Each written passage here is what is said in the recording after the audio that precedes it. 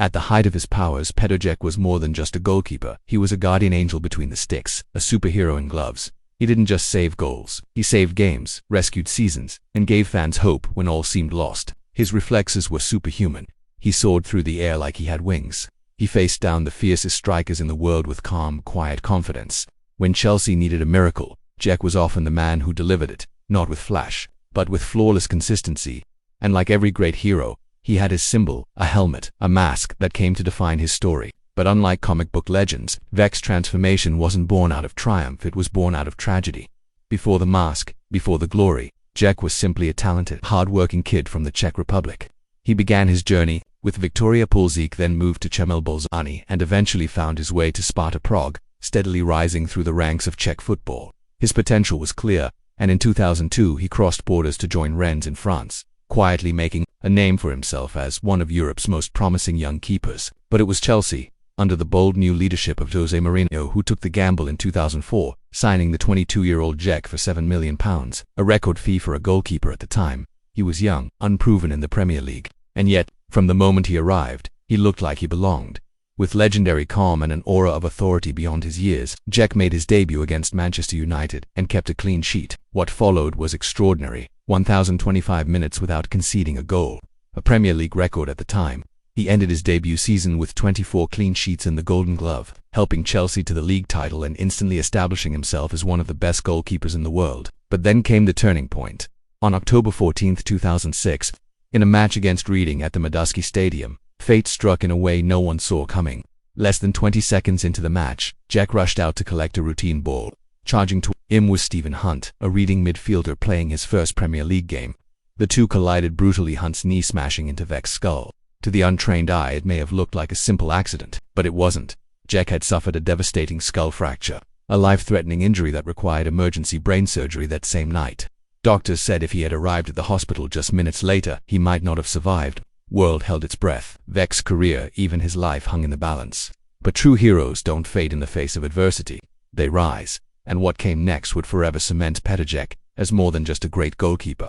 He would become a symbol of courage, resilience, and unbreakable spirit, the man in the helmet who turned tragedy into triumph.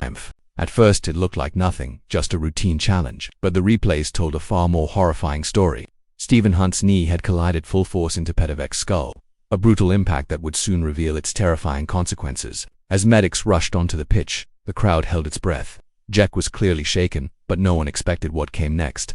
After a few tense minutes of examination, the unthinkable happened. Čech, dazed and disoriented, began crawling on all fours off the pitch before collapsing at the touchline. The silence in the stadium was deafening. It became instantly clear this was no ordinary injury. After 4 agonizing minutes of treatment, Čech was strapped onto a stretcher and rushed off the pitch. His replacement, Carlo Cudicini, quickly geared up, but what no one knew was that this game would soon descend into pure chaos. And all of this, it happened in the first 5 minutes. But Petr Čech wouldn't be the only Chelsea goalkeeper to leave the pitch unconscious that night. Yes, someone else was about to follow. The game resumed with Cudicini in goal, and despite the tension, the contest was tight. Both sides fought tooth and nail until just before halftime, when Frank Lampard's deflected free kick ricocheted off not one but 2 players, first a Chelsea body, then off Reading's Ivar Ingemarsen before rolling into the back of the net. It wasn't pretty, but it gave Chelsea the lead. Most assumed the worst was behind them, but they were wrong. The second half brought a whole new level of madness. Just 17 minutes in, 19-year-old John Obi Mikel, making his first ever Premier League start, received a second yellow card for pulling a player back. Tempers flared. The Nigerian midfielder was furious and had to be restrained by Didier Drogba and other teammates. Chelsea were down to 10 men. Reading smelled blood. But the chaos wasn't finished. In the 83rd minute, Reading's Andre Bajky received his second yellow for dragging down Drogba just outside the box. 10 versus 10, or so it seemed. Then, in the dying moments, with Reading chasing an equalizer and throwing everything forward, even their goalkeeper surged into Chelsea's box for a corner. It was desperation mode. The box turned into a war zone. As the ball flew in, Cudicini leaped to punch it away but was smashed in the air and fell awkwardly. The referee didn't see it immediately. Cudicini lay unconscious on the pitch, motionless. The game continued for a few tense seconds before the whistle blew, and everyone realized what had just happened. Chelsea had now lost both their goalkeepers in one game. Both stretchered off, both knocked out cold. It was one of the most chaotic, dangerous, and unforgettable nights in Premier League history. And for Petr Čech, it was a night that changed his life a collision that would see him return to the pitch wearing a helmet, not just as a goalkeeper, but as a symbol of survival. Goal line clearance, whistle blown, silence. The moment the referee realized that Carlo Cudicini was also down, and not just down, but unconscious, panic once again spread across the pitch. Medics sprinted out, players looked on in disbelief, and for the second time that night, a Chelsea goalkeeper was strapped to a stretcher and taken away. 2 goalkeepers, 2 stretchers, 1 match. This was no longer just a football game, this was survival mode. No one had seen anything like it before, and then came the nightmare scenario. Chelsea had already used all 3 of their substitutions. There were no goalkeepers left to bring on. None. So, in a scene that could have come straight from a war film, Captain John Terry put on the gloves. The heart of Chelsea's defense, a man built for sliding tackles and aerial duels, was now the last line of defense in goal. Add to that the fact that John Obi Mikel had already been sent off earlier, and with Cudicini gone, Chelsea were now down to just 9 men and a defender in goal. Could it get any crazier? Somehow, they survived. With pure grit, fight, and an iron will, Chelsea held on to their 1-0 lead, ending Reading's unbeaten home run in one of the most chaotic and heroic Premier League matches ever witnessed. But the victory was bittersweet. As the final whistle blew and celebrations erupted, a heavy cloud still loomed over the club. Because back in the hospital, Petr Čech's life was hanging in the balance. What many thought was just a bad knock turned out to be a life-threatening depressed skull fracture. Doctors later revealed that Čech was minutes away from death. He underwent emergency surgery and spent 10 long days in the hospital before he could finally return home. The football world was shaken. Media, pundits, and fans flooded the conversation with one urgent message: goalkeepers needed more protection. Čech later opened up about the harrowing experience. He confessed that he remembered almost nothing, couldn't answer simple questions, kept drifting in and out of consciousness, and had no idea what was happening around him. What began as just another Saturday fixture became a turning point in football safety and in Čech's life. Because when he returned to the pitch months later, he wouldn't just come back stronger, he would return a legend wearing a helmet and become football's most iconic masked warrior. I woke up, everybody explained to me what happened. In 15 minutes, I couldn't keep up anymore, so I fell asleep again, woke up, couldn't remember anything.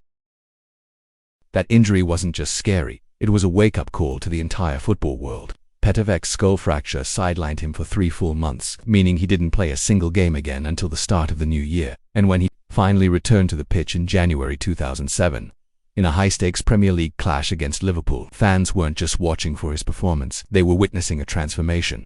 Čech emerged not just as a returning player, but as a symbol of resilience. He walked onto the pitch wearing something no one had ever seen on a Premier League goalkeeper before, a black protective scrum cap, the kind usually worn by rugby players. From that day forward, it became a permanent part of his kit. Doctors made it clear, without that helmet, another similar blow could be fatal. The mask wasn't a gimmick, it was a lifeline. At first though, even the mask stirred controversy. It bore the Canterbury of New Zealand logo, which upset both Puma and Adidas, the kit sponsors for his national team in Chelsea. Adidas wasn't having it. They quickly stepped in and created a custom protective headgear just for him. It would go on to become one of the most iconic accessories in football history. Čech, however, remained loyal to neutrality when playing for his country, switching to an unbranded cap for international matches. But what shocked the world wasn't just that Čech came back, it was how he came back. Stronger, sharper, almost like the helmet had given him superhuman powers. In his first season back, he helped Chelsea to a domestic double, winning both the League Cup and the FA Cup. In the FA Cup final, he was invincible, keeping a clean sheet through 120 minutes against Manchester United, becoming the first goalkeeper to record a shutout at the new Wembley Stadium, and he didn't stop there. In 2008, Čech helped lead Chelsea to their first ever UEFA Champions League final, saving a crucial penalty from Cristiano Ronaldo in a historic showdown against Manchester United. Unfortunately, glory slipped away that night as John Terry and Nicolas Anelka missed their penalties in the shootout. It was heartbreaking, but Čech wasn't done. He was building something. And for years later, in 2012, he would return to the biggest stage again, and this time, he would finish the job. On enemy ground, in the heart of Munich, Petr Čech stood like a giant between the posts. In extra time, with the score locked and tension unbearable, Bayern Munich were handed a golden chance to win it all, a penalty. Arjen Robben stepped up, but Čech, with his black helmet and unshakable focus, dived the right way and saved it. That moment alone could have earned him immortality at Stamford Bridge, but he wasn't done. In the penalty shootout, Čech saved 2 more spot kicks, sealing Chelsea's first ever UEFA Champions League title. It was a victory decades in the making, and Čech was its final guardian. That night, under the lights of the Allianz Arena, he became a Chelsea legend forever, and in doing so, he made Chelsea the first and still only London club to win the most prestigious club trophy in world football, He was no longer just a great goalkeeper. He was a symbol, a story, a superkeeper. And the numbers back it up. By the end of his incredible career, Čech held the most clean sheets in Premier League history, the fewest games needed to reach 100 clean sheets, the most clean sheets in a single Premier League season, the most Premier League Golden Gloves, and he remains the only player to win the Golden Glove with two different clubs, Chelsea and Arsenal. That's not just consistency, that's dominance. Today, Petr Čech is enshrined in the Premier League Hall of Fame, a testament to the legacy he built, not just with his hands, but with his heart, his bravery, and his transformation. For many fans who started watching football in the mid-2000s, Čech in a helmet was just normal. You didn't think twice about it. It was part of the uniform, part of the man. In fact, it started to feel strange seeing him without it. But very few knew the real story behind the helmet, the terrifying collision, the surgery, the comeback, and the journey from tragedy to triumph. In that way, Petr Čech's story mirrors another Peter Parker.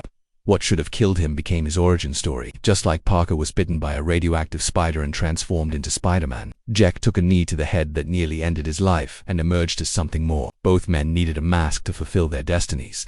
Both wore it not just for protection, but as a symbol of what they had survived and what they had become. So when we call him the Superkeeper, just know he earned that title. And since we're on the subject of legendary Chelsea goalkeepers, there's another wild story you won't believe, involving a former Blue turning into an animal on the pitch during one of the biggest matches in football history. By this time, he wasn't wearing Chelsea blue.